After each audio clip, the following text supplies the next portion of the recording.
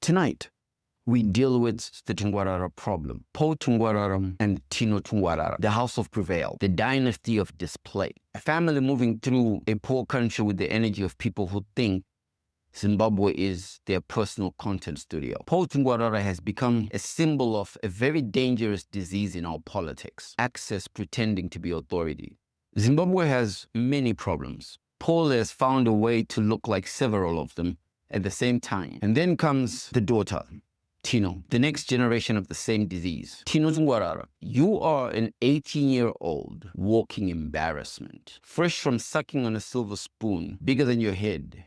You have grandmothers at Mbudzi Interchange who are digging in the dirt like starved chickens for your buried $100 notes. On a highway, hiding 5 crisp hundreds and turning desperate Zimbabweans into your own personal clowns, scrambling on the highway. On the highway, pure evil genius, out here playing Who Wants to Be a Beggar. Live, you're a tone-deaf disaster. Look, parading your daughter to the president like she's the next cabinet minister and introducing her at events while she's busy turning public spaces into playgrounds of humiliation is not good parenting. I guess she really is like you, younger, more stupid, more online, more decorated, more camera ready, and less aware of the room. Tino represents something that is even more painful than what the father represents. She represents poverty theater, cash funds, luxury optics, public giveaways that are dressed as generosity, people with money throwing notes into a wounded economy. Zimbabweans are not angry at your success. Zimbabweans respect wealth when wealth has discipline. They respect business when business has substance. They respect generosity when generosity has dignity. What people reject is a family that is turning national suffering into a stage prop. A nurse does not need to dance for a note. A hungry citizen does not need clues to find money hidden near an interchange on a highway.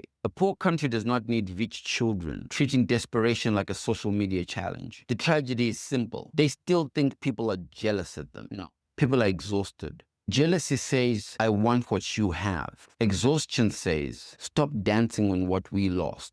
Paul Tungwarara wants political weight. Political weight is earned through restraint, through results, through discipline, through knowing when to lower your voice around offices bigger than your ego. You cannot keep saying, His Excellency, while behaving like a parallel presidential department. Tino wants to be seen as a young mogul. Fine. A serious CEO does not need to hide cash around Harare like Willy Wonka with a ring light. A serious brand does not make poverty run for clues. Views are not legitimacy. The president's name is not your family asset. Public hardship is not content. Stop confusing attention with admiration. The Tungwarara lesson is simple. When wealth loses humility, it becomes vulgar. When access loses discipline, it becomes dangerous. You advise on investments, but you can't advise your own daughter to read the room before they turn struggling citizens into viral beggars. Can we get the investments you're supposed to bring instead of your family circus? One day the comment section will dig you deeper than